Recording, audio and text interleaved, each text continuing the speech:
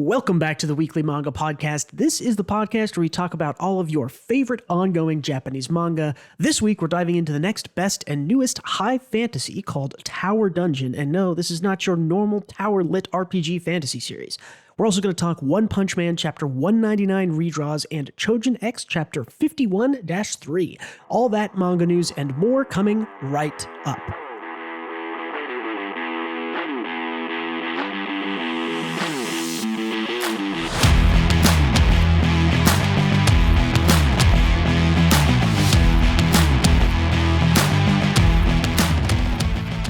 Hello again, my name is Bruce. I am the proprietor of the White Gray Black YouTube channel, and this week I am joined again by the dungeon to my tower, Gautam. Hello, hello. All right, welcome everybody. Let's jump right in. We are talking Tower Dungeon. This is not a brand new thing. This is a monthly series from the author of Blame, Tsutomu Nihei. That's the author of Tower Dungeon. This premiered late last year. We're almost, I think, chapter 7 is about to come out. I was expecting it last week. We haven't gotten it yet, but anyways, there are 6 chapters of this out. I've mainly grabbed pictures just from chapter 1, but we'll discuss kind of maybe a little bit wider. It's the very start of the series, obviously. It's really good. It's really different. This is a high fantasy series about a large tower and climbing it and rescuing a princess. And that sounds generic as hell. And somehow this is not a generic series. Gautam, tell me your thoughts about Tower Dungeon, the first couple of chapters here. Yeah, it's strange, but it's like really good. It's really, really good. I think it has an incredibly compelling start. I think kind of the best thing about it is that it does its world building incredibly fast, but effectively, and it does so by not disrespecting the audience's intelligence. So I think this is like great for people like you, me, the people listening to this podcast. They probably have good taste, but I don't think dumbass morons will like this. Because it'll be too wordy and confusing at points. Well, and it's a lot of it is explained via the author assumes you understand context and can put things together. Right. Yeah. This is that's a great way to put it, for sure. The author definitely sort of assumes that you're, I don't want to say assumes that you're well read, but it kind of assumes that you understand, like, that you can make assumptions based on like background conversations and, you know, single panels and stuff like that. Yeah. And the storytelling in it is really good for that reason. And it's also really different from a lot of the stuff, that I generally read. I would say that there's not a whole lot of things I've seen that do this sort of, like you mentioned, it moves really fast.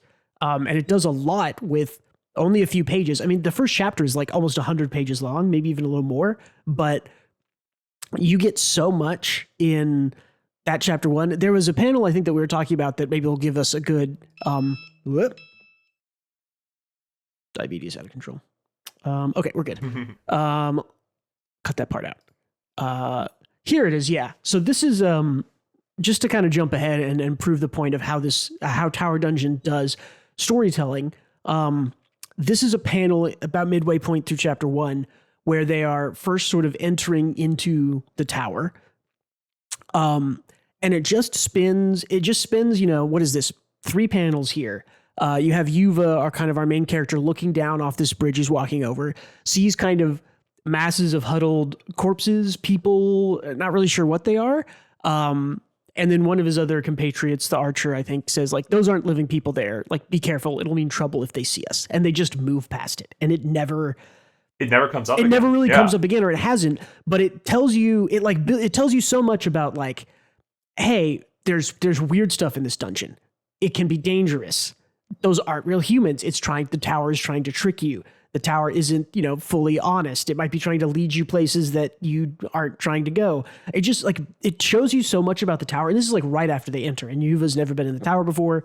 We're kind of following along with him in this first chapter. And there's lots and lots of things like that, where the storytelling is just like, you know, like a single, even early on, right? Like, no one ever says, about Yuva when he's in this opening chapter when he's sort of in his country town. No one ever says, "Oh, that Yuva's so strong. He can lift so much. He's much stronger than an average boy." No one says shit like that in this series. You just see him carrying heavy things like 2 or 3 times, and then later on, I don't remember if I put it in here. Later on, they're like, "Hey, move those boulders," and everyone's like, "Oh man," and they're like struggling, and Yuva just like one-handed palms a boulder and moves it away, and everyone, again, they don't. Nobody says anything. They're just like, "Come with us." Yeah, they're just like, okay, this guy's different. He's strong. But again, they don't say any of that. There's so much that's left unsaid that you have to read the subtext, the context. It lets you, I like this, specifically as someone who comes from sort of being, spending a lot of my youth reading like fantasy books. And I still read not a whole lot of fantasy books, but I mean, I've got a whole Brandon Sanderson section down there you might be able to see. I do still like high fantasy. I like reading it. And something I like about reading novels specifically is that you sort of become more attached to the story and the characters when it's built in your own mind, because everything is, you're making it yourself. So you're going on a journey with characters that you are partially responsible for creating. And Tower Dungeon is hitting on that same kind of itch where it's like, it's leaving things out and it's letting me assume, right? I mean, even looking at the pile of corpses or people or whatever this is in here, right? Everyone's going to draw a similar but slightly different conclusion because the manga is like allowing you to fill in the blanks with your own imagination. And I think that's so cool. That's really the cool thing about Tower Dungeon. And at the very least, it instills that the dungeon is anomalous. You know, it's like there's something funky going on, and it sets a creepy vibe right off the bat.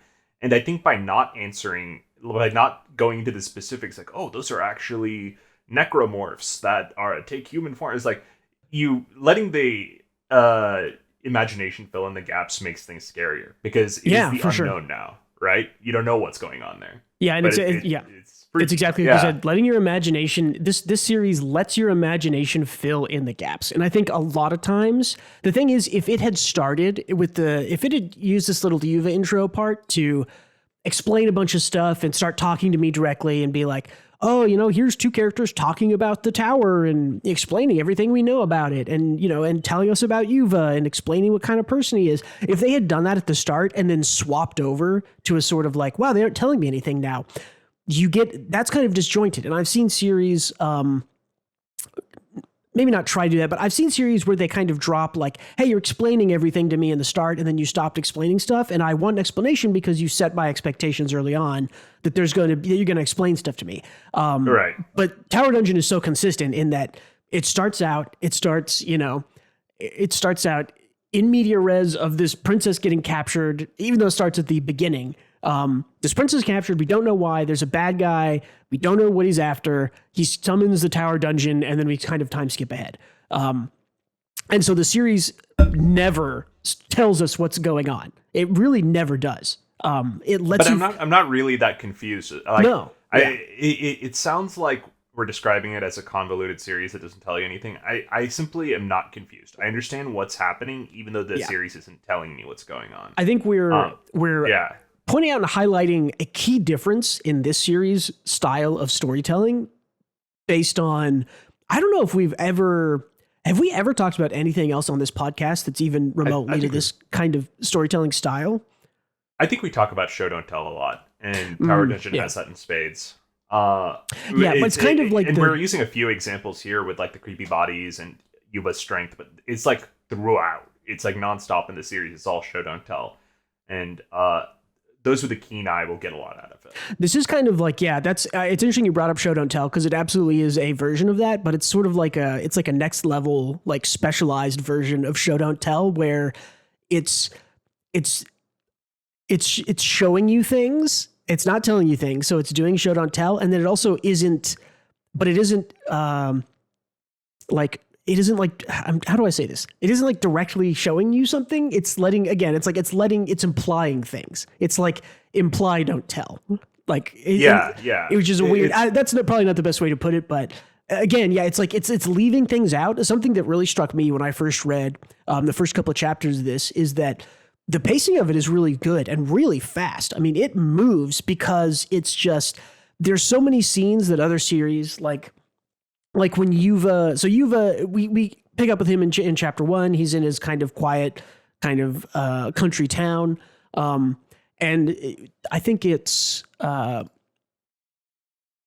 here he just like walks up on two people who are talking about like, hey, like we have to send someone off to help with the tower assault, basically.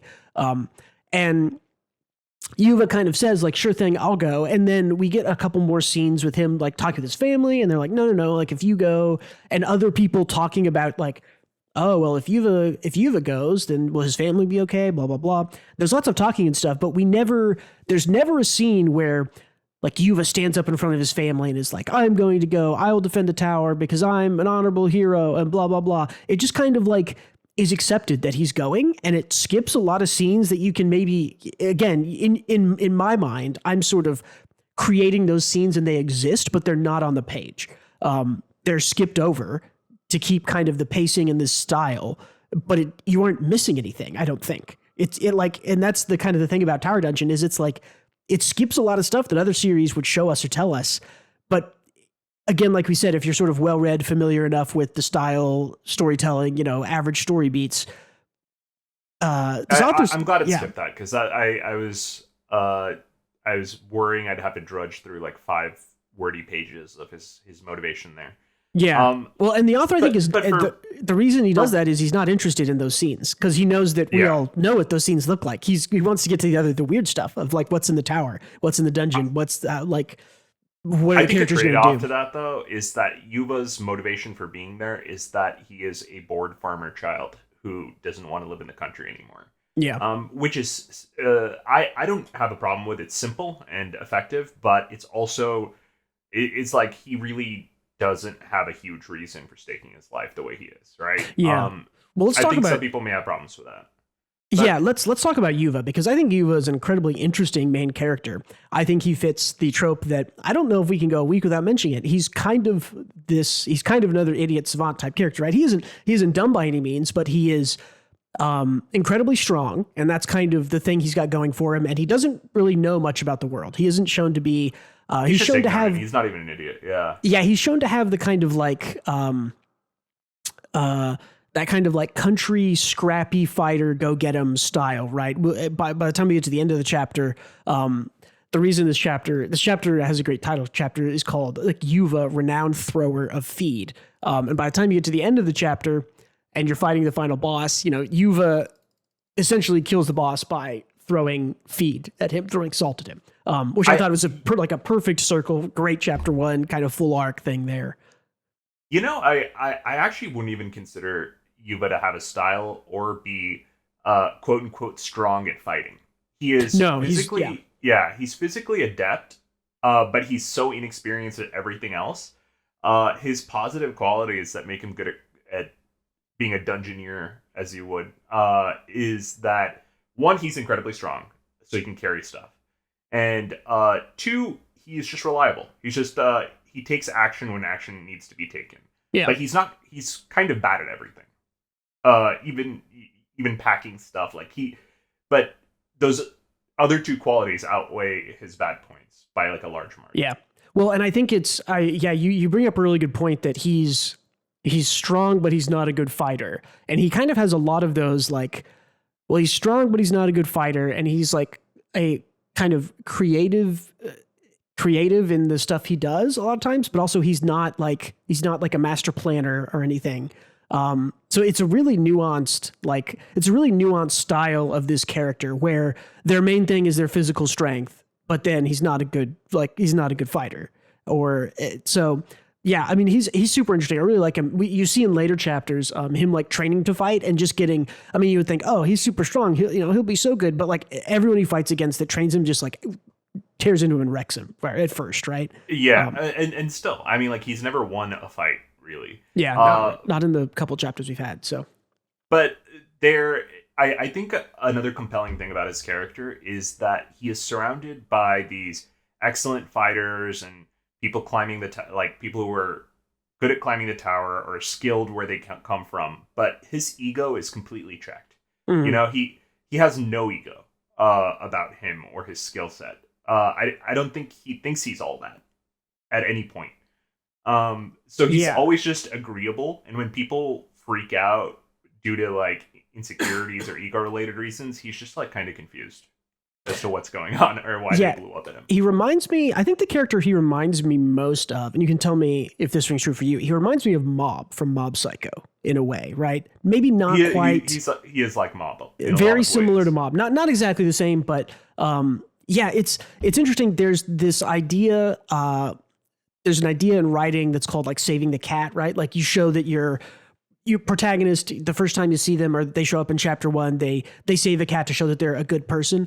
We get a lot of that kind of stuff with Yuva, right? You see him feeding the chickens, which by the way, some of the like fantasy design stuff in this is great. Like these chickens, these are not normal chickens. If you look in the panel, these are like weird fantasy chickens, which I think is great. We see that he like cares about his sister. We see that he's like carrying firewood for the folks. So yeah, like you said, his ego is in check, and we see very early on that he's a proactive protagonist who goes and does things that need to be done. And he's obviously also sort of like a helping person. So yeah, he's selfless. He's basically kind of like a standard shonen, he's basically a standard action hero main character. But we're shown it in a really interesting way. And it's nuanced enough in the kind of things that he has shortcomings in that I think it's great. I think this is a great main character to sort of follow along on this kind of story. Yeah, and it's kind of unique because you don't see often that the main character plays a supporting role in the story, right? It's and that's what he's been doing this whole time. So I don't know. It's very interesting. You know what? We don't need to get into the specifics. They can read it, but let's talk about our characters in general before we move to the next thing. I'd like to just say that the author writes some seriously flawed characters. Yeah. That like there's a mage girl that joins the party. Yeah, she says at the end here. She is just the worst. She's such a brat. She is all ego. Only really cares about how she is perceived. Gets overly competitive when anyone else gets a spotlight. Even poor Yuba here, who literally just saved her life at this point. She is such a shithead of a person, but she has a few sides to her. You get to know her a little better. And she's still a shithead, but I find this character to be like very fun and lovable because she's the worst, but she is herself through and through. And yeah, her name's Lily-san, or Lily, I think they call her most of the time. But yeah, I appreciate that the author can make this a main character and show mostly what people would consider to be negative qualities. You know, yeah. I mean, she's she's great. For right up until maybe like the chapter 6 or chapter 5, like one of those chapters, she like helps save Yuta's sister or something like that, right? Until that stuff happens, Lily is like pretty much just straight up a bitch, like the whole time. Like she's like not nice. She just talks down. Like this is at the very end of chapter 1 where Yuta has like sort of heroically, thrown salt and stood face to face with the boss of the tower and made it through and carried one of the members who was injured back all the way, and they're just like, hey, Lily-san, this is Yuva, like the one who saved us all. And he's like, he just hit it with salt, didn't he? He's like, anybody can do that. She's like very dismissive. It's not just that, Bruce. He saved her too from that area. It's like and she like attacks him with like a fire spell because she got annoyed he was getting too much attention. Non-lethally, of course, but and it's like these are all just the worst person you'll ever meet characteristics. Yeah. And she's like, I think her and Yuba are both my favorite characters of the series, hands down. She's great. They're really good, yeah. Something else I like just about characters in general, not in chapter 1, but sort of in the further chapters is the cat girl, right? Awesome. Well, I do like the cat girl too, and that's yes, there are cat girls. That is an advertisement for this. They're more like Khajiit, not though, your typical you horny bastards. Yeah, they're like Skyrim Khajiit, where they are that's a good comparison. They're much more sort of like, again, this is a high fantasy series, but it is much more, I hate using like adult and seinen as like a tag or something, but it's like much more nuanced, right? Like it is. Yeah, I'd say so. Yeah. The cat people are like, hey, we're bigger, we're stronger, we're more sort of lithe and dexterous, but also there's not as many of us, and we are obviously some people look down on us because we're cat people. There's also like the royalty is fucking bugs. The royalty are like shown to be like half dragons, and that's really interesting. And what an interesting character like that shows up later. For the characters, something I really like that this series does I guess it's in chapter 2 or maybe by the end of chapter 2 is in chapter 1 we kind of meet the let me see if we've got her here. Yeah, we meet this commander who knew the princess and is in the very start, and I guess she's the princess technically. I think they think we know that. The princess, this commander, there's like the guy who led the commander is the guy who led Yuva and the group in chapter 1, and then by the end of chapter 2, we've pared the amount of characters down. The author uses these characters to like build out the world and show you like, hey, stuff is bigger, lots of stuff's happening, and then it's like, okay, we're down to 3 characters going into the dungeon now, and it's Yuva, Eliquo, and Lily, right, are the sort of 3 who are like, hey, you're our specialist group we're leaving behind to get into the dungeon and try and rescue the princess. And I like that a lot, because one of the things that I think after I just read chapter 1 that I was a little concerned about is I was like, wow, there's like a lot of characters in this. There's, like 7 or 8 people in the original kind of grouping, the original tower town that's right next to it that they work out of. And I was like, man, am I going to be confused of who's who, blah, blah, blah. And they were like, nope. The author immediately goes, I've used these characters to show you some things about the world. The princess gets called back by the royal guard. The commander guy has to go back with her, et cetera, et cetera. And it's like, okay, we've cut the characters down. It's such a skillful writing angle to take to like introduce a lot of characters and then be like, hey, that's too many characters to really carry a story early on when I'm trying to introduce ideas and stuff like that. And so those characters are used for their world building early on, and then it's pared down. And I love that, because I'm a very minimalist, like if it doesn't need to be in the story, cut it out type person. So I love that this author was just like, all right, we're just cutting out most of these people and reintroducing people more slowly as it goes. Yeah, and they can come back later, and I think they'd have good impact, right? And it wouldn't feel overwhelming. Exactly, yeah. I also wanted to bring up the cat girl because I thought she exemplifies what I like about the characters. Is her intro is also an unlikable one, where the crew gets a bunch of loot from the dungeon after staking their lives for it, and she shows up and is like, the government's taking all of your loot. Yeah, and taxes, by the way. And that sucks for you. And they're like, fuck, fine. And Yuba hasn't said anything. And she's like, okay, you stop right there. Are you staring at my face? You've never seen a cat person before? And freaks out and yells at him. Yeah. And like in a series like Jobless Reincarnation, you'd get like a stereotypical scene where the main character gets one-ups this character at a certain point, and it's like, haha, I showed you. It's always like people who are shitty get what's coming to them. They get theirs, yeah.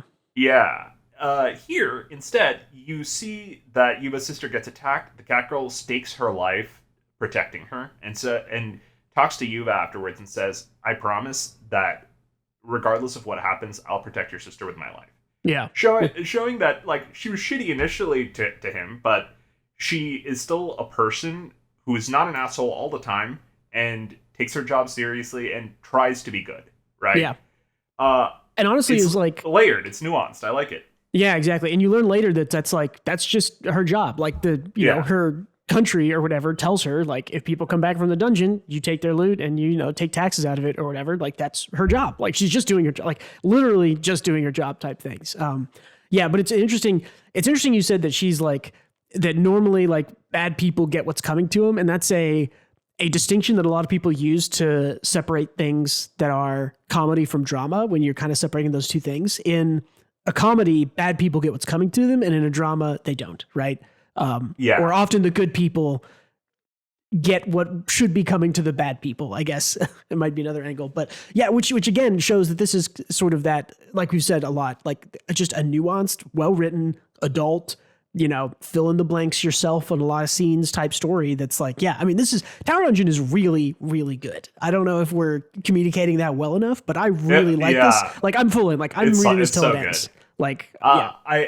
I don't, okay, so until I read this, I felt like Delicious in Dungeon Meshi was wholly unique in the way it wrote kind of its characters and setting. But I feel like both Dungeon Meshi and Tower Dungeon, while different in a lot of ways, have similar techniques when it comes to world building. Yes, for sure. I feel like they're comparable, and they both have Tower Dungeons. I would absolutely say if you read Delicious in Dungeon and are looking for another sort of D&D high fantasy, more adult themed thing, this is different. This is a little bit more.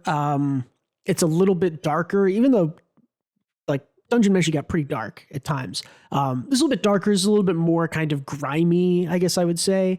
Sort of that a little bit more Game of Thronesy, if you want to throw that tag on it. But they're cut from the same cloth to me, and it's filling the same hole. It's filling the hole that Dungeon Meshi left for me, if we're being honest. Like that high fantasy dungeon crawling, well written, good characters, cool world building the whole way through. Like that's what Tower Dungeon is. And we're still very early on, so I can't say it's as good as Dungeon Meshi, which is it's just unfair comparison because Dungeon Meshi's over. But I'd say that they are. You're right. They're cut from the same cloth. If Dungeon Meshi is 70% comedy, 30% drama, this would be like the reverse. And it's very good. I think if you guys give it a crack, you'll understand what we mean by that. But yeah, check out the first chapter. It's awesome. Yeah, I mean, the first chapter is really long, and you get a big thing of it. Something else I want to call out, Tsutomu Nihei, the author here, their art is a little... simplistic and rough, but I really like it for the story. It's something else I really like, and this is something that I liked about Dungeon Meshi, and I like about basically any series that doesn't take place in Tokyo, right? One of the reasons we're pretty constantly shitting on like your standard Tokyo exorcist plot that we get so much is that a lot of times the backgrounds of those are so boring, and I love, especially the creature like 4 stuff. of those a year, 5 of those a year. Yeah, well, I mean, just from the art angle, the creatures that we see, even just in chapter 1, I don't think I have all of them, right? We have there's like a knight that they cut open and his like innards fall out that looks cool. But in the first, 6 or so chapters, there's so many cool fantasy like creature designs. The dragons look interesting when they show up. The dragon people look interesting. Again, there's cat people. There's all these cool designs. But I also just adore the way that they draw like the tower and how big it is. Like this is maybe these 2 pages are maybe my favorite 2 pages in all of chapter 1. When they get Yuva and they go, let's go, we're going to the tower. And there's this like thin bridge that kind of just leads off to nowhere. And it's incredibly long. And you realize like, oh, it's up against the tower. And then you see like, this is how big the tower is, like compared to, I think they say in one of the things that it's like 4 or 5 kilometers across, right? Which is like 2 miles, like 2.5 miles, like across at the bottom, like diameter, I guess. And then as far as tall, it's like 11 or 12 miles high or something like that. Like it's insanely huge, which I don't know. I have a soft spot for just like big stuff. Like stuff's really big. Like I like that. I have a soft spot for towers, and I don't know. The tower feels like a character, and that's how it should be in any good tower based story. You heard it here first. Yeah, and it's something that I've read only a couple of these kind of tower fantasy type genre things. And one thing that I don't like is when they're like, oh, we're going up to the next floor. And it's like, well, the last floor was swampy and this floor is snowy mountains and the next floor is made of lava. And you're like, how? It doesn't make any fucking sense. It's fantasy, I guess, whatever, like suspension of disbelief. But like in this one, it's like, I love the different floors being different things. Okay. This one I like because it feels more, I mean, like it feels like it's Dark cohesive. Souls. It makes sense, right? Yeah, I was actually gonna say, it feels but it's like for what it's worth, I like Dark Souls too. Is what I was gonna say to that lava snowy thing. Yeah, you're right. Wait, real quick before you move off the art, it's definitely the weakest part for me. Yeah, it is still a little messy at times. And if the characters aren't sort of like main characters, like the archer guy, Eloquo, I like couldn't. Hard to tell which one was him for the first like maybe 2 or 3 chapters. I confused him with his sister a few times. Yes, like I thought this was him a couple times too, like the commander lady. So it's like, I think you're completely right though, because I still don't find the art to be bad. It's like, no, it isn't, because the author has unique panels, unique perspectives in the panels, and I don't know, some cool shots in there. But I have to be fair to everything else we've criticized up till this point. It is probably the least detailed thing on the market of what we've like discussed so far. I would agree. If I were to rank like things that I like that have art that's not very good, like webcomic One Punch Man is maybe the only thing below this. But I do think it's weird to criticize. I guess, how do I put this? I guess it's like the lines of the art, like the actual, like I have drawn a face or a person or a place, are sort of simple and scaled back and messy at times. But I do think, like you mentioned, the paneling is good. The design aspects are good. So all the character design stuff, all the tower stuff that we're going through, all the monster stuff is great. So like artistically, it's like the execution of the individual drawings are rough and troubled, but like everything else about the art, I think is great. And I think it's good visual storytelling. So I don't want to be too hard on the art, even though it's like, it's a little messy. It is messy. I just want to be fair because we called out that Yakuza thing for not having shading. This is like a million times worse. But with that said, they have chin shadows in this. I swear they do. Yeah, look, it's 3 lines. There's chin shadows. There's chin shadows. This has it. Have you read chapter like 3 and 4? It's like there's no shading. But like it's like it's totally fine. I kind of it all blends together for me. I just get into it, and everything else works. The story works, the pacing works, the characters work, and it has good paneling, and it's like has some cool designs. So I think it's small potatoes is what I'm trying to say. When every other part about this thing works. Yeah, well, and I also think that it's okay for art to not be perfect as long as it isn't confusing and it doesn't take away from the rest of the story. And I don't think the lack of specific art skill here ever really confused me very much, and I don't think it takes away from what the story is. So I think that it's fine that the art is like this. Same thing for like One Punch Man by One. I still found Mob Psycho and One Punch Man to be very readable because the writing is good enough, right? And the visuals are, you look at them and you go, well, that's not very good, but you also read them and go, well, my imagination can fill in a bunch of stuff. So again, we're back to like, sure, his art isn't perfect, but my imagination can fill in a lot of the stuff that isn't perfect or that he's left out or whatever. So, or it tends not to matter in the grand scheme of things because in my head, I always prioritize stories, right? Yeah. The art matters. So if it had a mediocre story, I wouldn't read this at all. Right. But I feel like I can get past rough art, see Attack on Titan, see Mob Psycho, see One Punch Man. If I'm into it, and I'm very into this, so it's like even at its worst, it's not that bad, and even if it was, I think it does such a good job at everything that I don't care. Yeah, for sure. I agree totally. I think Attack on Titan is a good comparison. I think this art is about as good as like the first couple, the first 20 or 30 chapters of Attack on Titan. It's about kind of on that art. Yeah. Yeah. Maybe even a little better. I would say this, but yeah. Isayama had a rough start. Isayama, but he also got way, way better. By the time you get to the end of that series, he's like a really good artist. And Isayama also was always really good at the paneling and the composition and stuff. He clearly knew all of those things, just like Nihei Tsutomu here does in Tower Dungeon. So, yeah, I don't know. I'd like to bring up one other criticism. Yeah. That's not. I don't think I feel this way because I don't feel this way. I like this part of the series, but I think people will find it listless. Because sure they have the main goal, but they go up and down the tower a few times with nothing in the plot specifically progressing towards their goal. And it is. That might frustrate some people. I like it, but I could see how people will be like, okay, well, what was this is just fat that could have been cut, is what people could say in their head. It's filler, is what we've been hearing from anime for years and years. Yeah.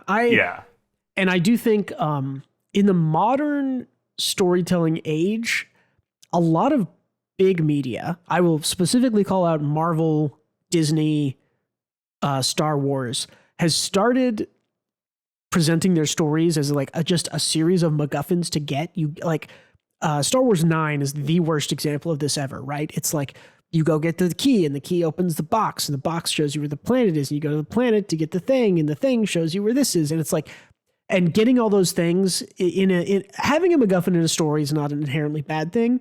Having a driving force of what your characters need to go and get this thing or do this event is good. But this definitely does lack the sort of like, we've completed the next step. What's the next thing we have to do? It's sort of like they're trying to get to the princess. They don't really know how other than explore the dungeon, try to figure out how to get to a higher area.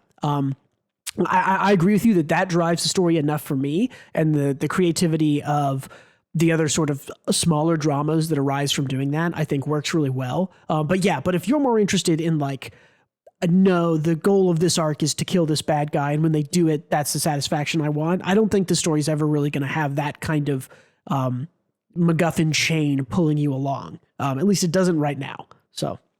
Yeah, and like, okay, in recent chapters, right, they go up and down the tower and leave, and it feels like someone could perceive it as kind of like nothing happened there. But what they found was valuable. It was a staircase, a hidden staircase that goes and starts at the first floor that goes really high up instead of the dangerous routes that they have to usually explore. But it's not like a treasure key, or it's not like a magic sword or anything flashy. It's just useful information that they got out of that, you know? Which, I like that. I like it too. I think, again, it's that, because it's that nuanced fantasy story, it ties in.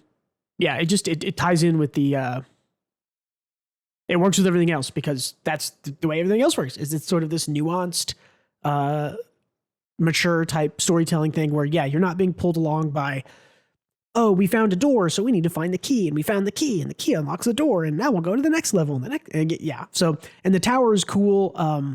Last thing, let's talk about the tower as a character, and I want to compare it to Dark Souls again, because it reminds me a lot of the sort of like, Zen's Fortress. Yeah, or like even just like the sort of the ramparts battlements, the first castle in like Dark Souls 3, or stuff like that. The way that it's sort of like, oh, you're going to Dark Souls inspired for sure, by the way. I'm almost positive.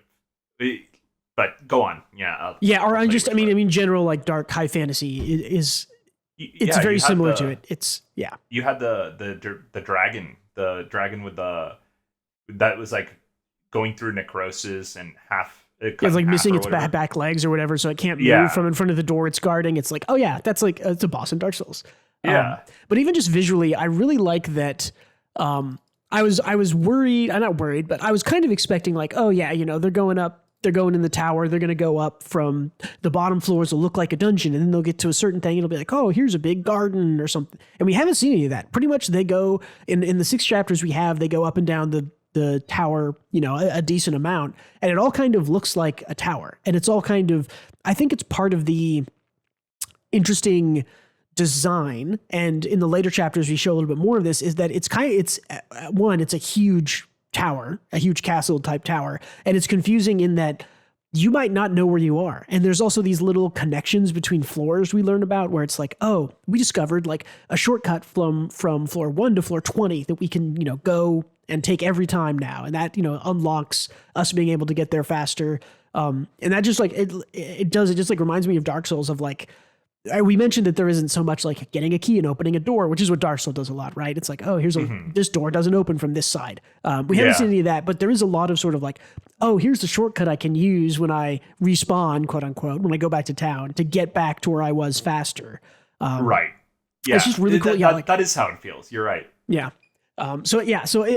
Again, if you like Dark Souls, I would say if you like Berserk, I think this is in the same kind of vein as that sort of high dark fantasy seinen. That's what this is. I would definitely recommend that to these types of people. But with that said, the characters keep it light. Like our current characters keep it light. Yuva and crew. Keep it pretty chill. That part reminds me of Dungeon Meshi. They're kind of vibe and bickering and bantering. So it's like Dark Souls and the dark heavy atmosphere they're surrounded with kind of Dungeon Meshi-ish characters, except they're not as Looney Tunes, you know?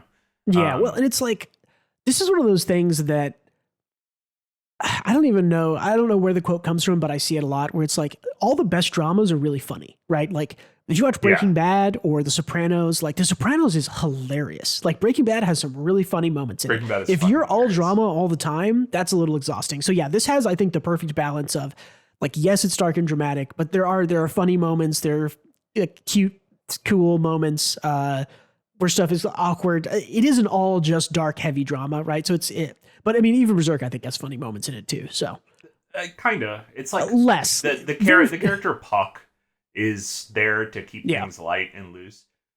Some people like Puck. I think Puck is just annoying. But Puck is interesting. Yeah, it's been a while since I read Berserk. So cool. Anything else on Tower Dungeon by Tsutomu Nihei? Yeah, I guess the worst part about Tower Dungeon is literally just its name. It's like apt and on point, but I think there are so many variations of dungeon and tower that it is just like generic sounding. I think it's going to be hard to get people into Tower Dungeon, even though it's so unique and cool and well written. It sounds like the dungeon resets of the world, or like I don't know, like the million dungeon series that are out there. No, imagine someone came to you and said, "Oh, dude, have you read Fantasy Isekai?" And you were like, "I don't like either of those things together ever." Yeah, like, no. But the one called, I know all those other Fantasy Isekai are garbage, but the one that's just called Fantasy Isekai is great. And that's like what this is, where it's like, I don't really like these these quote unquote tower dungeon type stories where it's like we're climbing a tower. Like I'm a straight up Tower of God hater. I think that story is garbage. I think that art is miserable. I think that storyteller sucks. And we'll get into that another time. But hold on real quick before people hate on us. I think Bruce is smoking crack. I think Tower of God is great. But we'll go into that another time. Someday we'll discuss Tower of God. It's an author who writes by the seat of his pants and does not plan ahead and makes stuff up as he goes, and it does not execute it well enough. Anyways, but you had to get the last word, huh? You had to get the last word when someone countered your opinion. It's so bad. Anyways, we'll move off it. Having this just be called Tower Dungeon is like, yes, it is, but it is also the best version of all of those Tower Dungeon stories that I've ever read. I agree. Aside from Dungeon Meshi, which is kind of fucking perfect, but it's over. So again, unfair comparison. It is very, very good. I agree, Bruce. So then let's play a game. Can we give this a better title? And we'll spend a couple minutes. Like, is there anything we could call this where you go, oh, that works. That's cool. Is it, because like Delicious in Dungeon, like even just Delicious Dungeon, like, oh, that's a neat little play on words that describes a lot about how Dungeon Meshi works. So what can we rename or change the name of Tower Dungeon to make it a little bit more appealing or interesting or descriptive of what type of story it is? You know, I would probably just call it Yuba the Renowned Thrower of Feed. I liked that. I thought that was a good title for the first chapter. Yeah. And I think it is goofy, but it doesn't describe what's actually going on. So I don't know what a better title is. It's just like it's tough because everything I think of is cringe. But my issue with this is it's not a cringe title. Tower Dungeon is a fine title and it's apt and it describes it describes a series, but it's generic because a million other things have named their series Tower Dungeon. You know what I mean? Like, if this was like, I don't know the answer to that. If this was the first time I had read a tower RPG fantasy, or it is not even RPG fantasy, like a tower fantasy story, I'd be like, hell yeah, Tower Dungeon. Like, this is a new thing. There's like a tower and it's like fantasy and dark and it's cool. But the problem is it's like, we're like 15 years into tower fantasy stories. And it's I know. The meta. It's like it's like calling your new series like Battle Royale again, right? Yeah, exactly. Or it's too on the nose. I don't know. It's like fantasy, like someone releasing a series. I think fantasy isekai, and you're like, I know what that is. You described the entire story to me by telling me the title, and in this case, it's like, no, you haven't described the whole story by telling the title. I don't know. How about here's my idea. How about something? Do you think normal people don't care about any of this, and we're just too deep in the sauce and have read too many of these tower fantasies? I think that I don't think the title will end up mattering. I think a lot of series with really garbage titles have gotten really popular. I think a lot of series with really smart, fun titles have also gotten popular. I think that in Japan... True, I've read All You Need Is Kill, so that makes sense. Yeah. Also, so in Japan, the way this is written is with the Western... I'm going to forget which one it is. Hiragana? Katakana. One of those. It's literally just written as like Tawa Danjan. Like that's the name of the series. So in Japan, I think it maybe is a little bit maybe more unique in that sense because their stories, their stories maybe are using like the kanji for tower and dungeon when they're describing like, I can't believe my half dragon princess got captured by the lord of summoned large tower dungeon. Let's climb it. Like that's what I would title it probably, but. That long? That's what you title it. You titling something in Japanese. You want to make it funny. You just start with "I can't believe." Okay, maybe that's wrong. Maybe Tower Dungeon is fine. Maybe that's. I can't believe my half dragon princess got captured and is inside a 12-kilometer tall Tower dungeon. Done. I take it back. Tower Dungeon sounds great. I think it's Keep fine. it up out there. Yeah. I don't think there's a super big issue with Tower Dungeon. I think when you recommend it to people, I think you do have to tell them like, this isn't. You don't ask people like, hey, do you like Tower RPG fantasy stories? Try this. This is like, hey, do you like high fantasy? Like, do you like Dungeon Meshing? Do you like Berserk? Do you like Lord of the Rings? Like stuff like that. Have you like, heard of this new series called Fantasy Quest? That's what this sounds like. Yeah, exactly. It does. No, you're absolutely right. Yeah. Anyway, good series. Go check it out. Let's go to our next thing. Read this. Yep. All right. Let's do. Gotta get to the end. Let's do One Punch Man, chapter 199, Undesirable Relationship. Story by one, art by Yusuke Murata. This is a redraw. I believe this chapter originally came out, 2 or 3 months ago. Yeah. So this is a redraw, a ton of new content, as with all the redraws. And I don't think it's even a complete redraw because there's some parts where the art's like a little rough by Murata standards. But I wanted to bring this because I kind of wanted to showcase some character stuff in One Punch Man, whereas we're usually always talking about the art.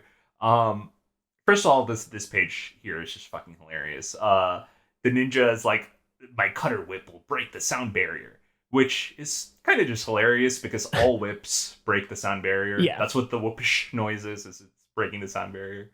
And then Speed of Sound Sonic breaks the sound barrier by running and cuts his head off. Yeah, it's great. This chapter is all just Flashy Flash and Sonic cleaning up shop. And I like it because it is really quite refreshing seeing Sonic in a competent light. It's like he's a joke character, right, Bruce? Like, almost chapter or so. His whole thing is like, I'm going to defeat Saitama because he runs into him in like, chapter 8 or 10 or something, and Saitama, or maybe it's a little after that, but Saitama just clowns on him. And they've run into each other a couple times, and Saitama always like just ignores him or clowns on him, and Speed of Sound Sonic is like makes him his what's the word I'm looking for? His arch nemesis, his arch rival, or whatever.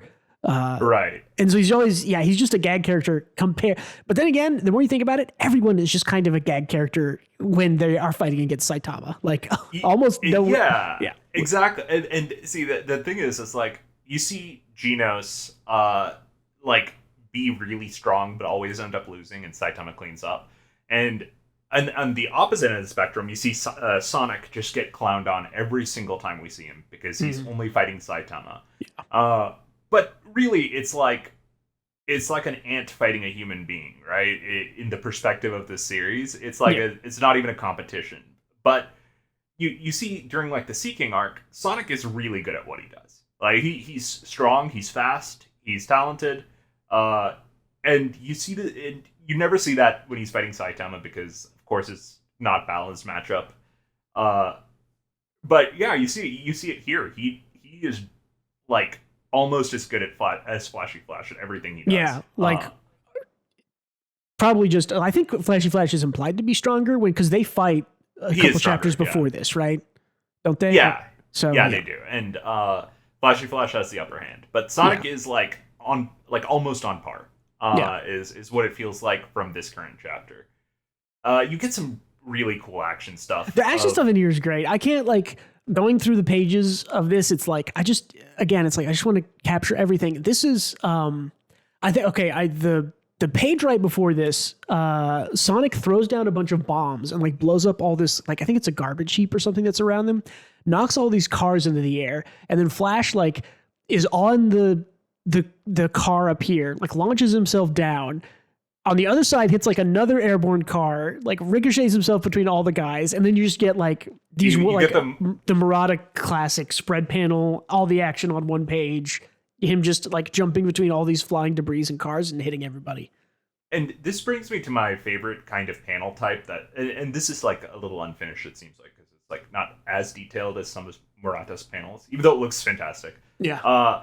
This brings me to my favorite Murata paneling stuff. Is not even when he draws Saitama doing a cool thing. It's usually when he draws his speedsters. Mm-hmm. He conveys someone speed blitzing and everything around them so well. When Flashy Flash was in the dungeon thingy underground in the monster arc thing, it's exactly the panel I thought of. When he comes out and just does basically this exact same type of panel. Yeah, exactly. Bouncing off of stuff, you can see the beams of light representing where he's going. And it's Murata does drawing every character's fighting style incredibly well, and I especially appreciate it when he draws speedsters like Sonic or Flash. And these last few chapters have just been all speedster related stuff where things barely miss because they dodged at the last minute and they just absolutely wreak havoc before their opponents can blink an eye. I don't know, it's cool. Yeah, if you're interested in paneling and stuff like that, don't forget there is a video on the White Gray Black channel where I talk about Yusuke Murata, One Punch Man, and how he does action paneling that I think you should go check out. I'll wait. So it's classic. I really like. The end of it's also funny where it's you meet a right hand man, the leader of the new village, and they're like, wait a minute, you think it's going to be you? Maybe I should kill you after all. I like that. It's they're still buds, and their relationship is less contentious than it was in the webcomic, and I think that's cool.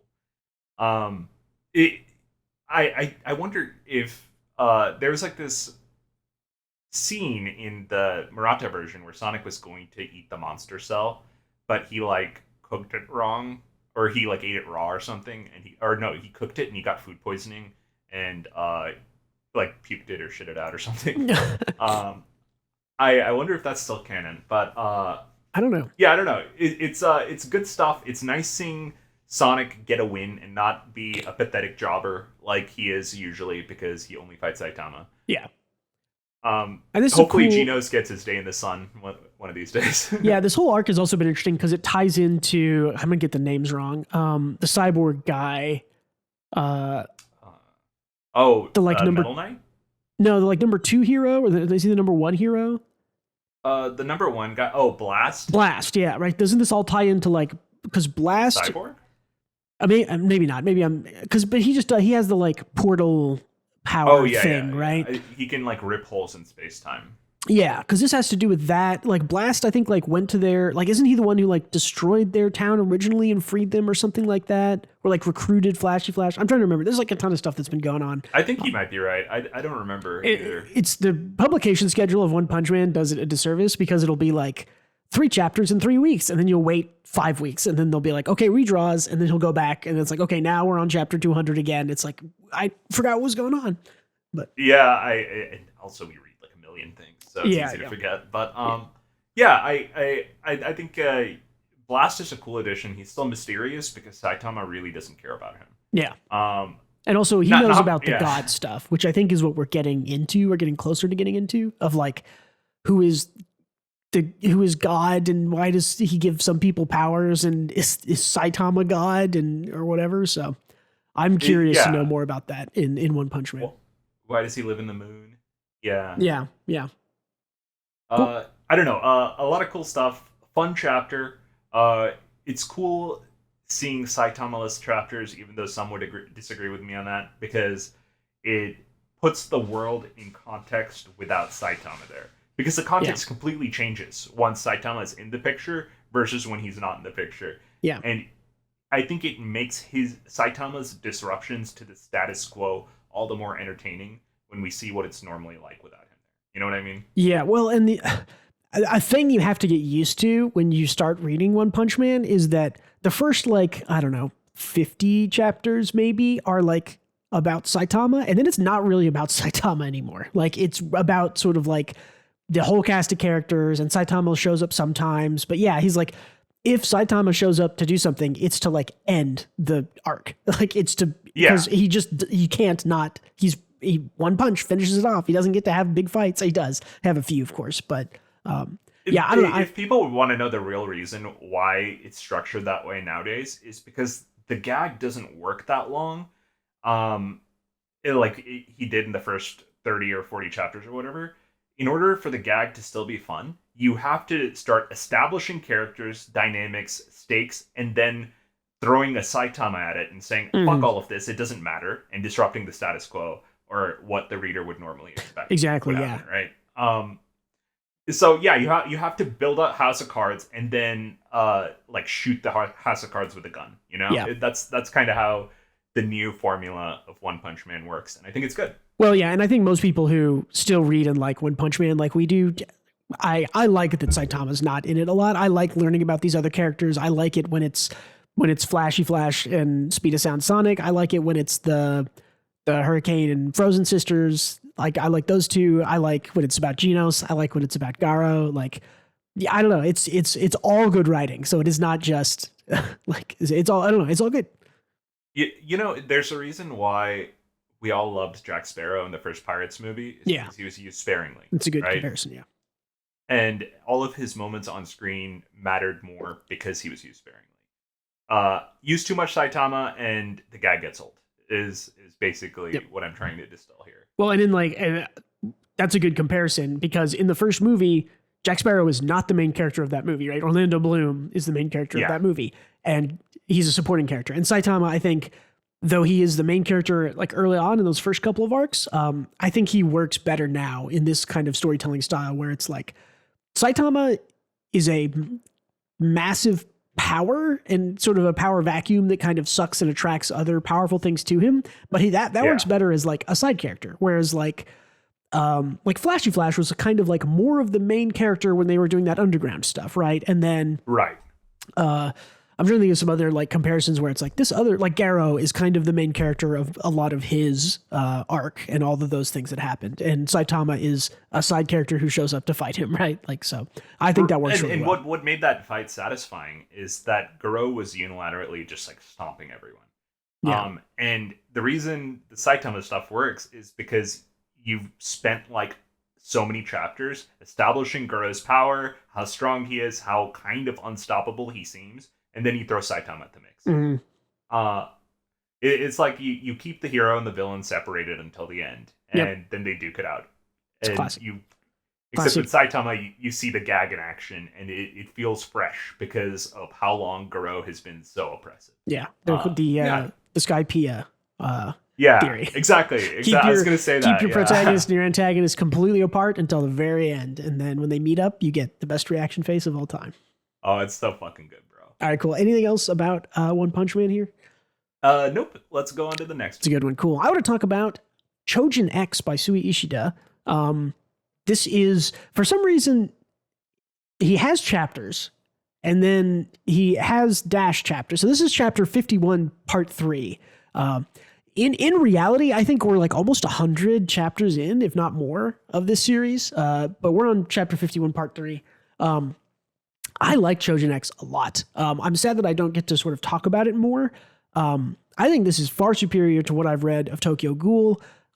Sui Ishida is an amazing character writer.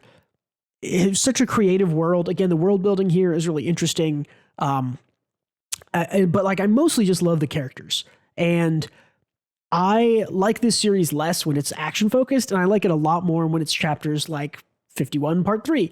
This is, the characters are sort of getting ready to go to their final battle. I don't know if it'll actually be the final battle, but they're getting ready for a big sort of offensive event against the big bad. And they're basically all just kind of sitting around talking. And I don't know, like they're talking about like, hey, it's like some people might die here. Like, does that mean so little to you? And they're all just kind of talking about like, oh yeah, it's happening on December 25th. That's when we're making the assault. And this character named Michael is kind of most of the chapter here, where they're all just kind of not really joking around, but like, lightheartedly being like, oh yeah, what are you going to do for your birthday? It's on the 25th or the 24th or something, and all this stuff. And Michael's like, the whole chapter is basically Michael being like, aren't you scared? Like, I'm terrified. Like, we're going to fight this like terrifying being called Zora. And like the last time we tried to do this, like tons of people died. Like Michael has like a scar on his eye from it. And it's just like flipping out and being like, it terrifies me. Like we're insects compared to this huge thing we're going to fight against. Like, I'm scarred from it. Like, I'm too scared. And I think this is something I've seen. I think that also happens in Tokyo Ghoul, of someone just being like, that's too much. I'm too scared. I can't do it. But it's just like the character stuff and the way that Sui Ishida writes this and goes about it and draws it. It's like, it's so visceral. It's so real of like, oh yeah, in most shonen action things, you're going to have like, oh yeah, we're going to get ready for our big battle. And no one's like, for instance, in My Hero Academia, they all prep for the big battle and no one's like, I'm afraid of dying in the big battle. Like, maybe they are, but we never see anyone talk about that. Michael, you're tanking morale, bro. Yeah, I mean, yeah, exactly, right? Like, and I think everyone else does kind of react like that. And you have this other character come up, I can't remember her name, but she does this sort of like I'm scared like every single day. Like she comes to this kind of conclusion of like, it's scarier to do nothing than it is to try to, take a chance and fight the bad guy. In this, like, again, really well sort of character written thing. And one of the main characters here sort of is asking, these are kind of the main three characters. It's like Tokyo, Ellie, and I can't remember the name of this guy with the glasses, but he's the one asking the question here. He's like, they're kind of the three main characters. He's like, do you remember like that day at the tower a year ago, which is when they like last met Zora and fought him and kind of like didn't, like they basically got like rebuffed and sent back from the tower where Zora lives, right? And this Zora's is domain, yeah. Yeah, and this is like, again, some really good writing, because the character is like, do you think like when we fought Zora, like was that the most terrifying, or Zora, do you think that was the most terrifying day of our lives? And they both kind of think, and they're like, see, he's like, that day wasn't the scariest day of our lives. He's like, for me, it was the day I awakened as a Choujin. And they both kind of list off like, oh, I guess it was the time that I spent, fighting Miss Nari. And basically and then Ellie's like, yeah, mine was when Chandra attacked me on the plane, which is like chapter 1 of Choujin X is Chandra attacks Ellie on the plane, and these two guys awaken to their Choujin powers. So it's like, yeah, and okay, that's the other thing. And so it's just this like really, I don't know, cool, nuanced take on like, there's fear of the unknown, but they kind of know what they're getting into with Zora now, and they've been there before, and they've had that fight, and they're just trying to like calm him down. But I don't know, it's just like really good, nuanced, like character-driven writing, and all these characters, when they're like telling me their scariest part, it's like, yeah, that makes sense. Like I've seen all of these scary moments happen for these characters, and yeah, the big fight against Zora a year ago was definitely not when they were most emotionally shaken, even though that was sort of a terrifying power they fought in a terrifying event. So yeah, I don't know. I can't recommend this highly enough. I think, especially with all the kind of slower chapters, Sui Ishida is a great writer, great character writer. His art also looks fucking great. His character designs are so good. Yeah.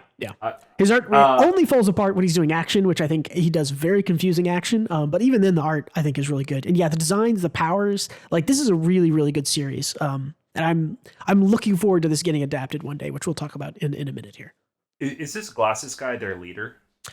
No, he's just kind of more of a serious character. So they all work for this like they're all a part of Yamato Mori, which is like a I don't know, like a defense force, right? They're like Choujin, which are like the special power people. Like this is like the good special power people organized, right? So he's kind of he's like a jobber for Yamato Mori at this point. He's like very like, I do what the bosses tell me. I'm going to do the right thing. I'm going to protect people. I work for this company. I work for Yamato Mori because they're good.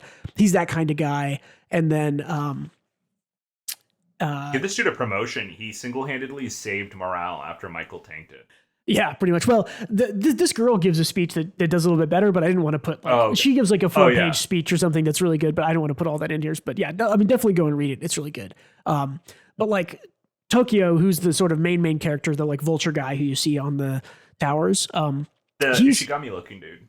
Yeah. He's a little bit more kind of like, well, Yamato Mori might not be, they might not be making the best decisions. I need to go do my own thing. Like I'm okay to break the rules when I think they're not doing the moral thing. So, but these two are kind of, they were like best friends growing up, and Tokyo used to be the kind of like do nothing guy. And then the glasses guy was like, I can protect people and I'll fight and help. It kind of more like a Superman character. And so they're both kind of working towards the same goal, but from slightly different angles. They're still on the same team, but, and then Ellie is kind of like Ellie is an interesting, it's not really a love triangle, but it kind of is. I don't know. Oh, she's the little kid from chapter 1. She's the little kid from chapter 1, yes. Oh, okay, got it. There's been like a time skip, so all that stuff is going on. But yeah, I don't know. It's a super interesting series. I like it when it slows down and just does character stuff. It's great. I cannot recommend it enough. Yeah, I honestly, it's on my list. I'm actually interested in reading it. Yeah. Cool. I definitely think you should. I think it would be a great thing to catch up on and read. I think it's I see why people like. I have not read that much of Tokyo Ghoul.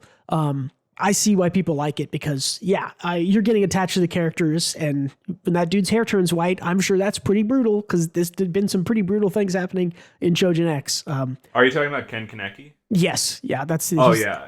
He just gets the shit tortured out of him. I'm sure it'll be brutal. It's still Yoshida, but I'm looking forward to it. Yeah, I'll check it out. Yeah. Cool. Anything else on Choujin? Any questions or anything, or we can move on? Nah, let's go next. Cool. I want to bring up one quick little thing at the end here. There is a new series on Manga Plus that's called "I'm So Hungry I Could Eat Basashi." This is just one of the first pages that I pulled from it. This is a sort of comedy series about an artist girl and a guy who has like a problem eating food. He like isn't hungry, but then he sees the picture that this girl drew of horse sashimi, which is called basashi. And he saw it and it made him hungry and he could eat. This is like a funny, goofy story about these two like linking up to help each other out. This guy kind of helping encourage a girl to draw more and to be more free with her art, and her drawing pictures. So it's selfish reasons because he wants to eat more. Yeah, literally he tries to eat without looking at her pictures, and he just like throws it up and he can't. And then she like draws a picture of the hamburger and he looks at it and like can eat the hamburger.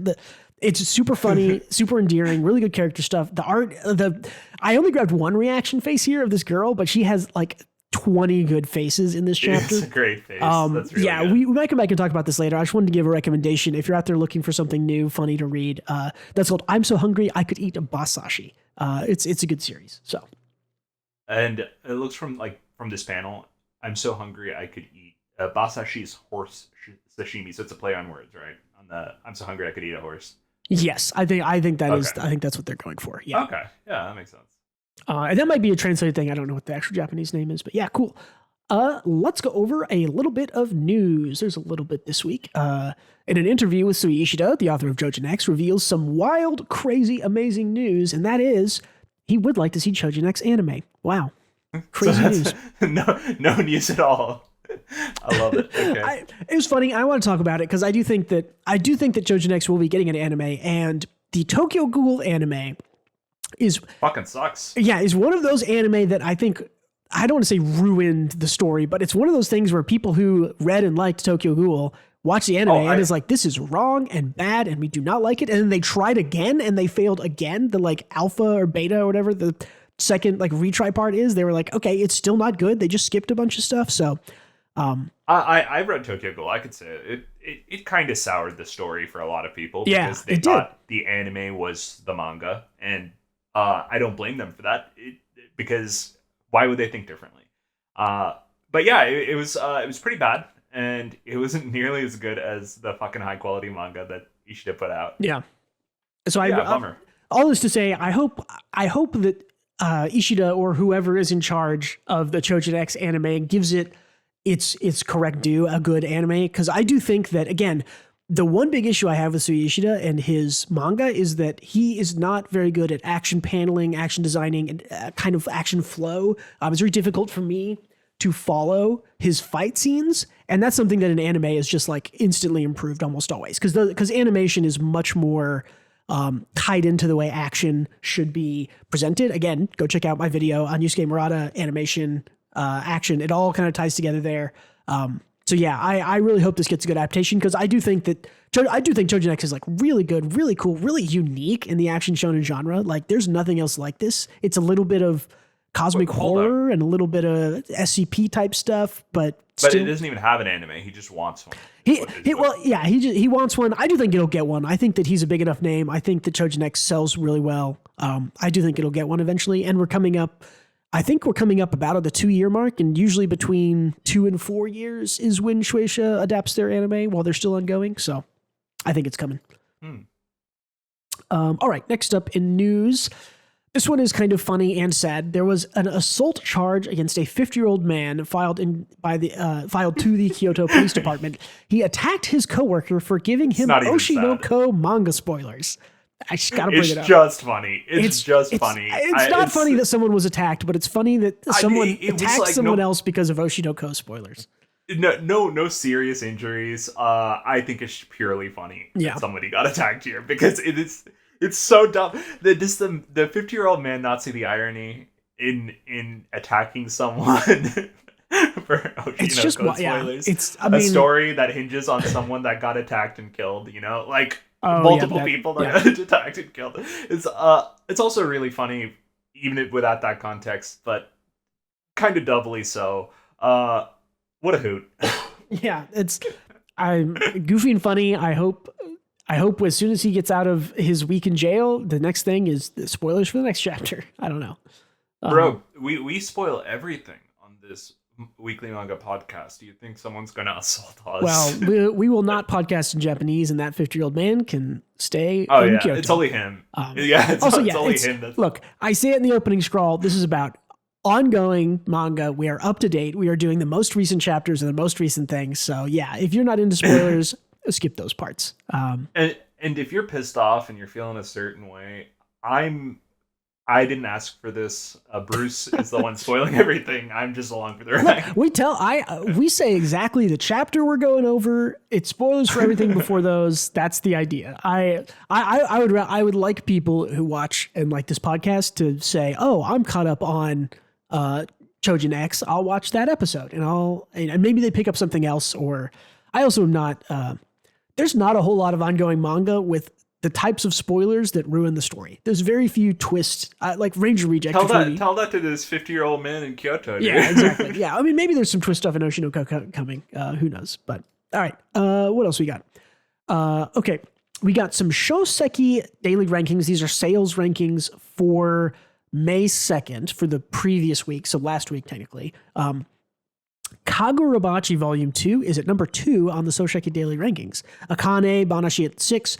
Nue's Exorcist at 13, Undead Luck at 31, Green Green's way down at 73, which is below the last volume of MMA at 51. So there's a little bit of rankings there. I am curious to talk about Kagurabachi at number 2 on the Shoseki rankings. Gajum, I know you aren't caught up on this. I'm current on this. I think it's good enough. It's fun. It's simple. I don't know. I like Kagurabachi. So maybe we need to talk about it again, and maybe you need to catch up and tell me what you think about it. It's only 25 chapters or so right now, so. Yeah, it'll probably take me like 20 minutes to read all of them too, because it's mindless swill. Yeah, there's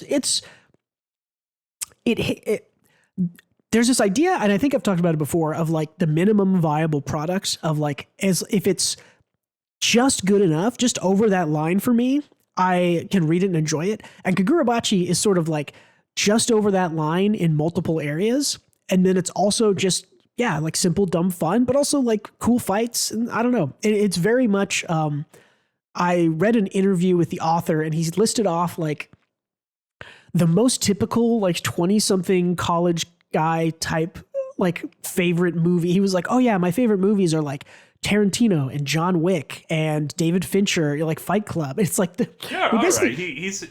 It's all mindless stuff. So it was good stuff, but it was also very much like, oh yeah, that's exactly what I would have said when I was like 23. Was like, those are my favorite movies and my favorite directors and like, that type of stuff. So that's the kind of series it is. I'm glad it's seeing success. I think that I would rather have something like this survive than the garbage we got, like whatever the last weird stand Tokyo Exorcist thing was. I don't remember what it was called, but yeah.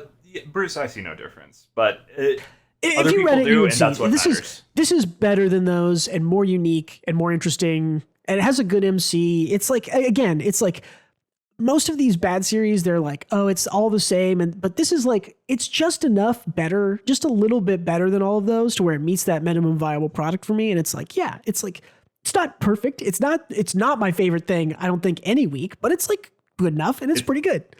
It's McDonald's French fries.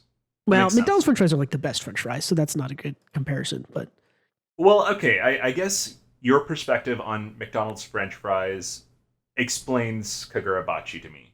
I don't because I think better okay. French fries than McDonald's. I just cut up a potato, make it yourself. Dude. Well, okay, okay, maybe. I don't know. If you ever try to make French fries, it's harder than you would think. It's easy, dude. I don't know. It's harder. You have to do a double fry to get that crunch. Don't. But and this is all a metaphor for Kagurabachi. This is all a metaphor for Kagurabachi. Not the best thing in Jump. Not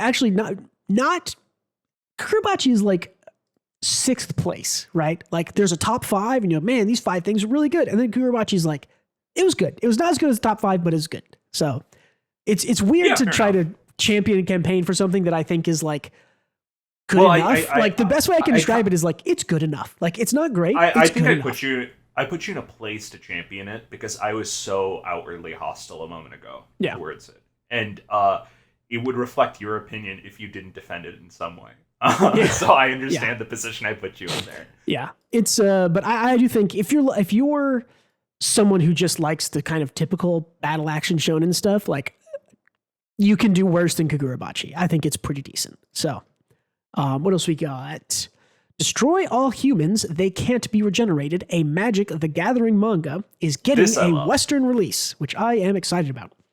Hell yeah, brother. I don't even like MTG, and I love Destroy All Humans, they can't be regenerated. Yeah, I played in college and kind of a little bit in high school, so I'm familiar enough with it. This is a great series by, do I have the author in here? Katsura Issei, who apparently, I was reading some stuff on Twitter, they have been like trying to champion their own manga to get a Western release, and this is the first one, right? This is the same author who does the girl with the skirt of inappropriate skirt length. Oh yeah. And the Dumb Prefect one. Yeah, and the Dumb Prefect girl inappropriate. Yeah, that's a good one too. That's a pretty good one. Onani Master Kurosawa, whose Western name I will not state here. Oh, dude, that's so good. Yeah. This is a good author. And I think they are one of, if not the best of this sort of like modern romance style. The Dumb Prefect one and Destroy All Humans are both, I think, really, really good romances. So Sanani Master Kurosawa, even though that's more of a character growth manga. Yeah, they all are kind of these character growth type mangas. They are these like weird characters that they grow and they end up growing together. But yeah, this is I'm excited for this one. I read and caught up. I think we talked about this on the podcast. Maybe we did. Sometime I remember last year, second half of last year. Maybe go find that episode. Maybe, but I think the smartest decision is labeling it a Magic the Gathering manga because so many people don't read it thinking it is not about Magic the Gathering. It's about like aliens or something like that. Yeah, exactly. It's about two teenage, like a boy and a girl who have a common interest of playing Magic the Gathering competitively. Yeah. I think the most interesting part to me, like maybe my favorite part of it, is that it's like a period piece set in like, I think it's set in like 97 or 98 or something. And that's it feels like the author's pulling from their own childhood. And I think so, yeah. It's great. It's great. Yeah. Yeah, this is definitely something I think they're very familiar with. But it's funny for me to look back, and the manga, it also does a really good job of like explaining to you like, oh, this, this card came out in this set in, May of 97, and it like ruined, competitive was all about that. And our main characters try to like design decks either around the new cards or around like a certain meta. It like goes into all that stuff. And it's also really good romance. It's a really cool, unique thing. And I'm super glad it's coming over here. It strikes a good balance too, because I really don't care about any of that stuff because I don't play MTG. So it's truly there for the people who play MTG, but it doesn't bother me, a reader who's not into Magic. Yeah, it's also I like the story. It's a good. So it works in both ways. Yeah.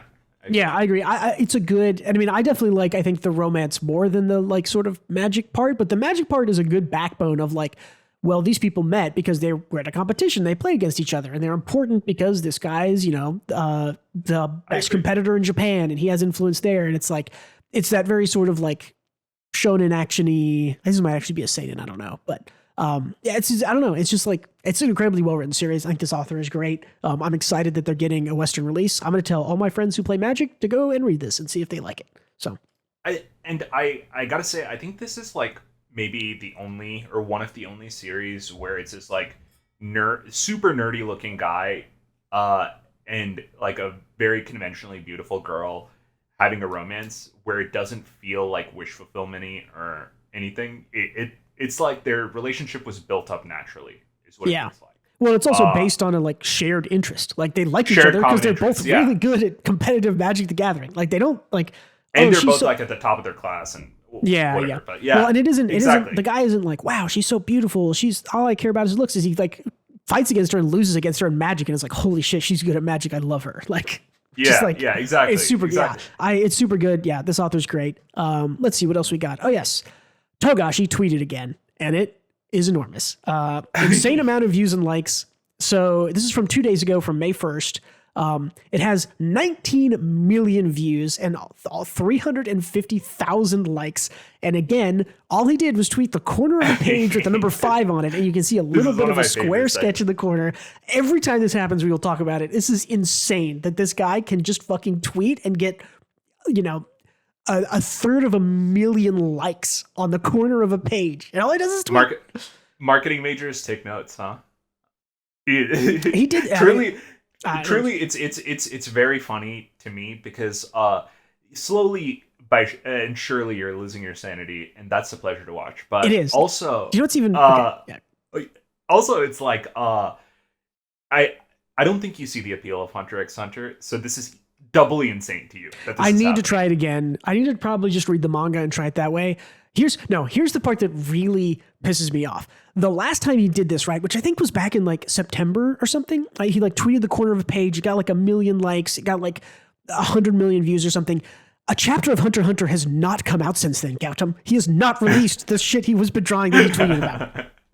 Yeah, there has not been a Hunter x Hunter chapter since he did the last tweet, and he tweeted again that he's drawing it again. I don't know. I can't with this guy. It's so funny, dude. I can't. Yeah. If you feel this way, imagine the Hunter x Hunter fans. No, I know. I think that they probably have it even worse, but they are still excited, so I'm happy for them.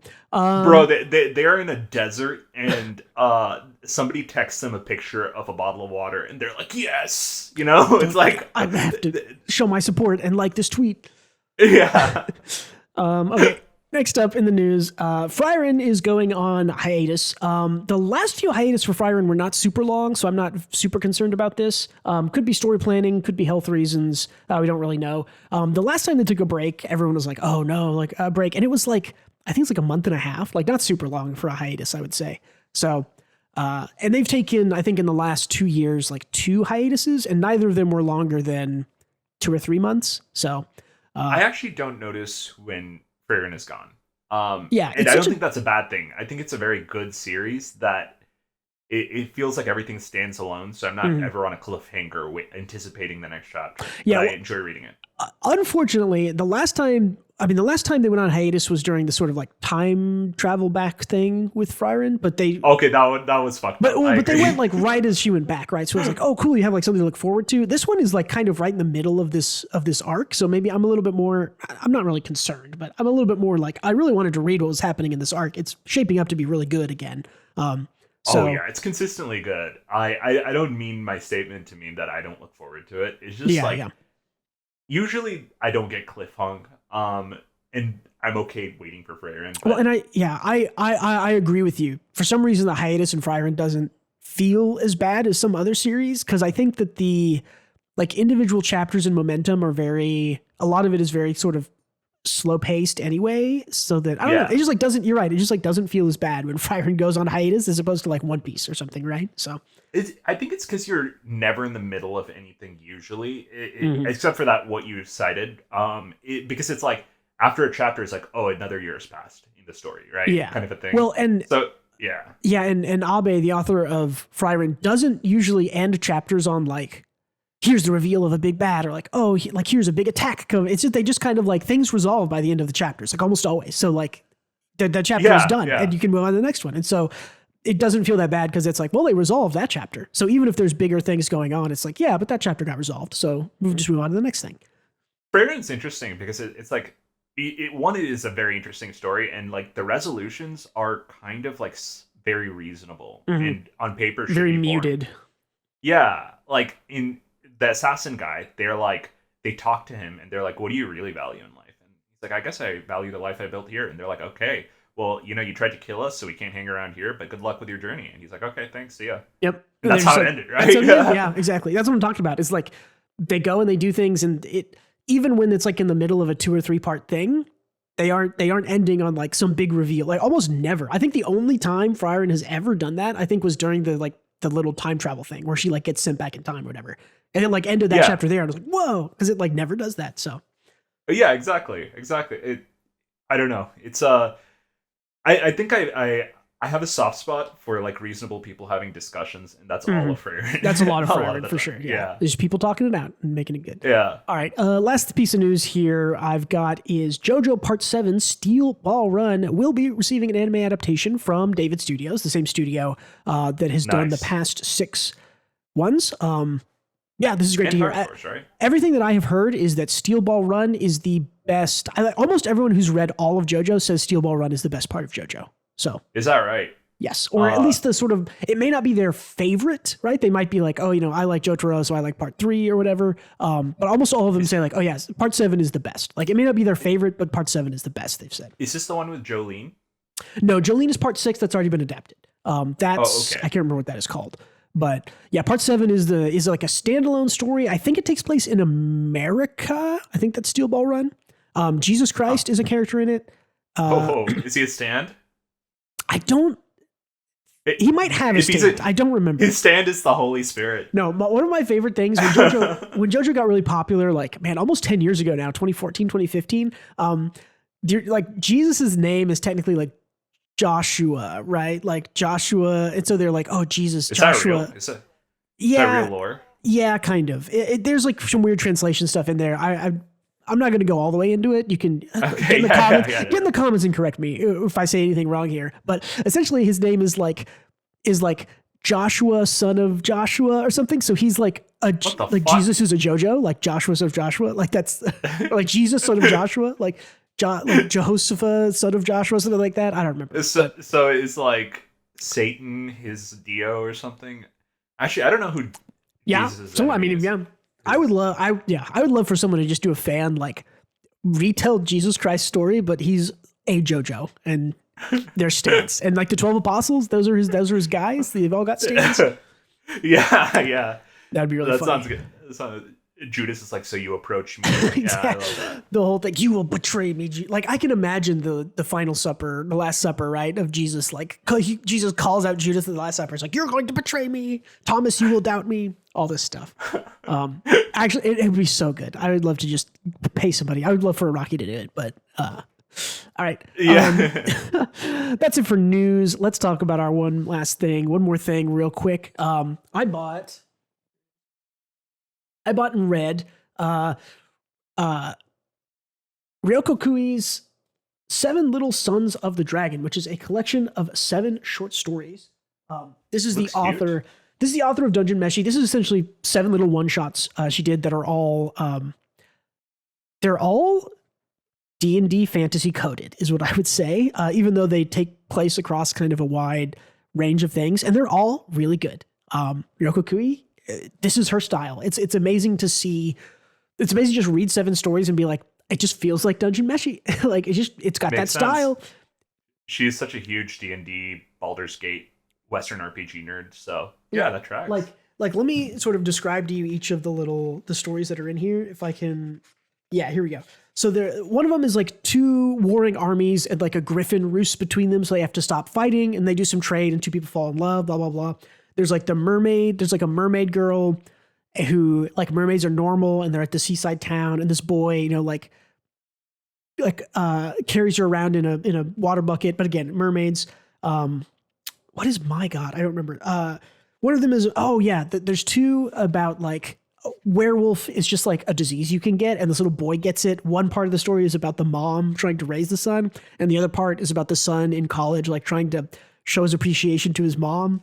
One is about like an artist who his drawings come to life if he paints both of their eyes in, so he leaves one eye undone, and then it's like about him like reconnecting with his son through like art and stuff. That's great. One is about like there's like a mom who loses her child, and then a prince who's trying to save his dad, and they try to go steal a scale from a dragon. So again, all of these are sort of like, it's kind of like a classic fantasy tale, but there's a dragon. There's mermaids, but there's werewolves, and it's like all these like D&D type things. And then there's the last one's called the Inutanis, which I think is based on an idea of like, I think they're called the Inugamis or Inagumis or something like that, which is like an idea that people can be cursed by dog spirits and given special powers. Essentially, that story is like a funny, like X-Men. Oh, I can tell, like, uncle can be invisible and my mom can start fires and my sister can teleport people. And the main character's power is like, I can transform clothes into pajamas. And so that sounds sick too. Yeah, but they're all like very sort of like lighthearted in like, even when they get serious, right? Ryouko Kui has this way of still keeping them very kind of like lighthearted and heartfelt and good. I loved all of them. Art is still great here. Yeah, wonderful. I cannot wait for her to hopefully come back with something else serialized. I'll be there for day 1 for sure. So a good series. Are those pajama pants in the bottom right? I just noticed that. Yes, that is probably what that is. Yeah. Okay, and then like the griffin from the first story is up top. That fish. Oh, that's what the My God is. My God is about a girl who like there's construction near her house and they like tear down a forest and a river, and the river god like comes to her and is like, help me. And so she like puts the god in like a tank and like prays to it to give her good grades. That's a fun one. And the dragon is the river spirit, like spirited away. No, that's the fish that the girl is carrying. Okay. The dragon is like the dragon's from the story where they're trying to steal the dragon scale. Okay. Yeah, I don't know if all of them are represented here. Yeah, the girl's from the pajama story also. So, but yeah, they're all good. You can go. Yeah, I got this in my local Kinokuniya manga bookstore. So go check it out. But before we end, I got to know, what was the moral of the pajama story? That he just makes everyone comfy? No, they all kind of have the very kind of simple grim story type thing. Her thing is like knowing when to use your skills at the appropriate time is like, she kind of like saves everyone at the end by being able to use her skill to like not trying to use her skill to fix all the problems, but using it only when it's needed. Like basically a like non-powered person comes into the family and they think someone died. So they start this like they start a like murder investigation when really nobody died. They all just have these weird superpowers. And he thinks that people keep dying, but really he just keeps seeing weird like superpower malfunctions. And she ends up kind of fixing it at the end with her power. So it's very much a like, if we hadn't tried to solve all our problems using our powers, we wouldn't have been in this situation, but you used your power at the right time and that saved us. So that's kind of, and they all have their own little morals in them, which I think is very much her style. So. Yeah, I'm sure these are all like cute, fun, and ultimately happy stories. Yeah, for the most part. Very, very Ryouko Kui. I'm such a fan. Yeah, I think you should read this. I'll lend it to you next time I see you. And that sounds great. Yeah, it's really good. All right, guys, so tell me about Into the Breach. Play now on Netflix. Oh, what is that? You can play video games on Netflix? Yeah, there's like Netflix gaming. There's not very many. I think Hades you can play on Netflix and Into the Breach. A couple others. Okay. Well, no free advertising for Netflix. You cannot play games on Netflix. That's just a rumor they spread. Into the Breach is very fun. Just a punishingly chess-like game that is, I feel like, incredibly simple and deep at the same time. Mm-hmm. I think it hits it's like so close to perfectly designed. I can't pick apart flaws. I think it knows what it wants to be, has such a simplistic and easy to understand UI. It just throws you into it, no fat at all. And but the game is hard. It is like, if you're used to playing like Advance Wars or Fire Emblem, it looks like it might be like that, but it is more like chess, in my opinion. It's a little bit kind of like, it's like chess. It's a little bit like a tactics game, kind of, where like positioning matters, like if you attack from the front or the side or the back, stuff like that, right? I think this is the hardest tactics. I played I played a little bit of this. It's like run based, right? And I think I did 3 or 4 runs, and I was like, I'm just like dying on turn 1. Like, this is hard. Yeah, like, you got to understand that it isn't like normal tactics games, because you're at a disadvantage going into every battle. You just have to outthink your opponent every single time, and it's tougher than you'd think. It's like telling you to play like 30 games of chess and not drop one. Yeah. It's a good game though. I mean, a lot of people had this. It's very fun. I think 2021, maybe a lot of people had this on their like game of the year list. Maybe 2020. No, it's 2022. I don't know. But yeah, it's a good game. Lots of people like it. It's sold very well. The makers of Faster Than Light, FTL. Yes. Yep, that's right. I haven't played that. I have not played that either. It seems interesting though. I think I might like it. So we'll have to check it out. Cool. Anything else on Into the Breach? Play now on Netflix? Nope. Yeah, play now. No, I'm good. Cool. All right, let's get out of here. Thank you again, everybody, for listening or watching. Don't forget to leave us feedback, comment, like, subscribe, ring that bell, all that jazz. Write us a review on Apple Pods. I don't think I've asked for that, but apparently that's really good. Check out Twitter and Patreon, linked in the description. And yeah, thank you for being with us. Thanks for all the discussion today. Catch you guys later. And don't forget to read more manga.